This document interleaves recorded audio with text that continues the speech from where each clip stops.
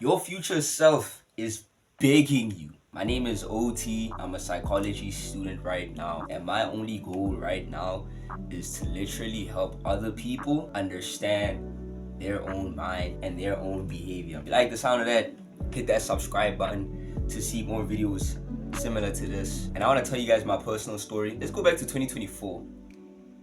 2024, I would say I was at my lowest. I was the most depressed I was the most anxious I had the most anxiety. But the crazy thing is, 2024, I also had the most like knowledge. I knew so much, but I wasn't really applying it. I was doing a lot of bad habits. I was drinking, smoking. I wasn't even like messing around with women and things of that nature. I was just like a substance abuser, and I would just end up, waking up every day, rolling up a J, hitting the Zaza, and moving about my day. Probably do that 3, 4, 5 times a day, and I'd end up going to bed, going to sleep, with like about 8 hours, 7 hours of screen time. I didn't have quality relationships.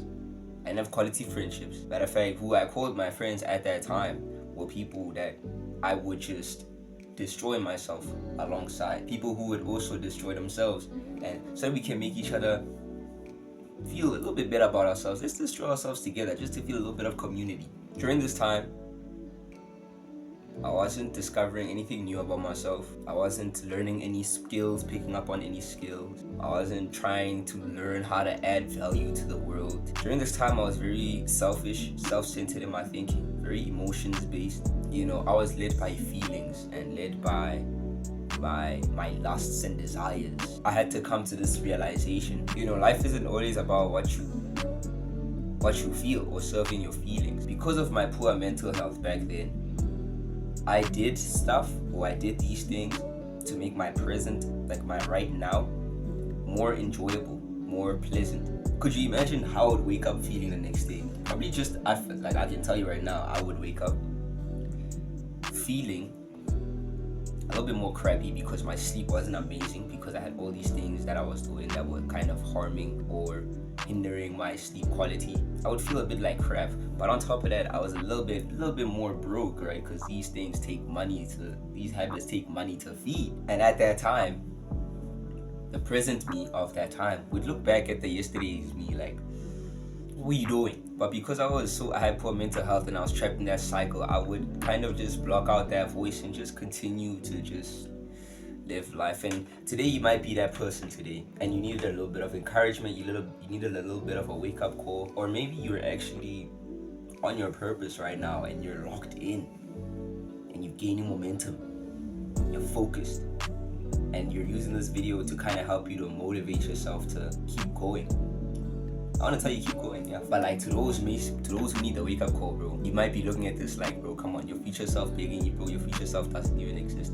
Now you're right, your future self doesn't exist. But if you were to meet, hypothetically speaking, if you were to meet the version of you that decided to time travel from the future to come here, would that person slap you in the face, or would they be thanking you? And so I want to help you. You think I'd give you right now the 5 steps to success or the 4 steps to this and this, but when it comes to something like this, I need to encourage you to do deep inner work. The number one goal of deep inner work is to find alignment, is to find true meaning for your life and for your purpose, to find alignment with who you are and what you're meant to be doing. That's why you have to do deep inner work. And I think of someone like David Goggins. I don't know, you might know David Goggins. He's very, very hardworking individual, very, very committed. Probably one of the hardest working people that we would meet today, or that are going viral right now. Probably one of the most hardest working people. And he says something that I 100% agree with, even in doing psychology today, like this year. And that is, you have to face yourself. You have to get in that dark room and literally see who the hell you are, right? Now, for us to go into a little bit of a more, psychological, nerdy level, with it, facing yourself would be, yes, being alone. Take a journal and write down the things that, all these things. Like, literally, facing yourself is about facing your dragons, your inner dragons that be stopping you from becoming the person you know you're meant to be. All the fears, all the insecurities, all the flipping grudges. Unforgiveness can really stand in the way of you executing your true purpose or becoming the person you're meant to really be. All the limiting beliefs that you may have, trauma that you might have gone through, because all these negative experiences, all this negativity about ourselves, if we don't face it and we let it fester and grow and build, it begins to affect your feelings and your thoughts, which in turn affect your actions, which in turn affects your future self. And it's not that fun. I'm not gonna lie to you. Facing the dragon isn't that fun. You might cry. You really might, because especially if you're a gent, if you're a dude watching this video, a lot of dudes, man, we like to like repress our emotions. We like to like, I ain't gonna feel that, so I'm gonna just maybe just work or like play basketball, my passions or whatever.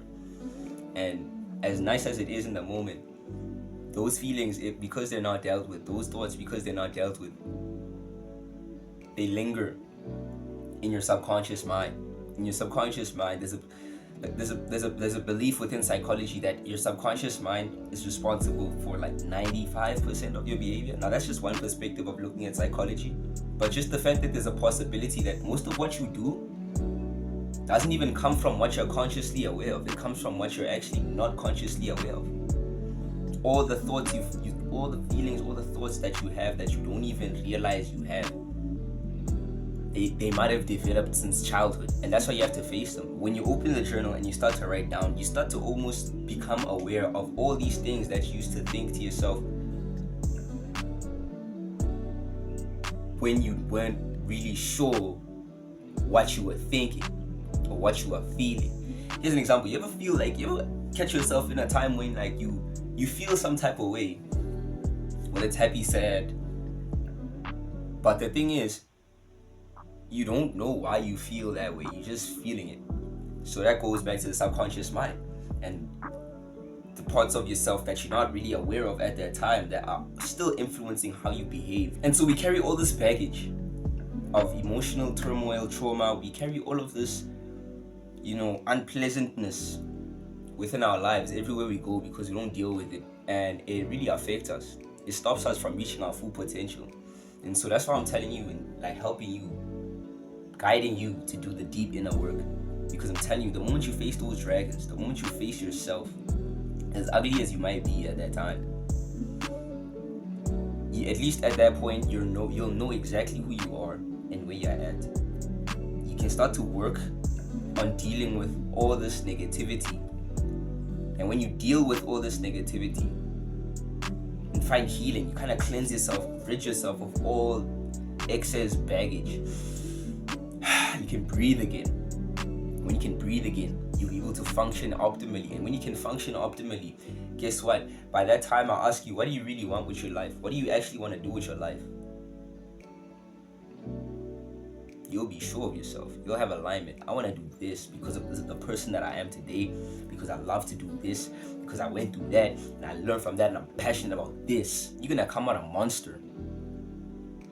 And so as you're doing the deep inner work, once you're done, which takes a lot of time, 20, 30 to 40 to an hour, it really takes time. You really have to sit down for a good amount of time and sit down to really find the whys, all these reasons that you use to feel the way that you feel. And you have to start to analyze and interpret your own emotions and feelings and thoughts and beliefs. Now, when you're done with that, you set a goal. Now, guess what? Goal setting in this situation is going to work so much better for you because the goals that you set, you know for a fact, are going to be aligned with everything that you are as a person. They're going to be aligned with who you are, with what you know is truly meaningful and fulfilling for your specific life purpose, like for your life specifically. You're going to know. Because you might have a mentor, you might have a mentor right now, and your mentor is also, living a proper life, and you're like, I want to be like my mentor one day, and I wanna do exactly what my mentor is doing. But do you really? Right? Because sometimes your mentor's goals aren't necessarily the goals that you have to have or that you're meant to be having. As great as they are, they might not be aligned with your purpose or your identity or what you're supposed to accomplish. So do the inner work and then set a goal. And I think your future self will definitely thank you after that. That's just my 2 cents for the day. And I hope that helps. But listen, the inner work is tough. It is tough, but it's necessary. Switch your phone off and do the work. The inner work. That's the work that really matters. And all these habits that I teach you guys, all these actions that I teach you guys will mean so much more to you. Will have so much more of a powerful effect on you because there's alignment. But OG, I don't know if I can face my dragons. Remember, I believe in you.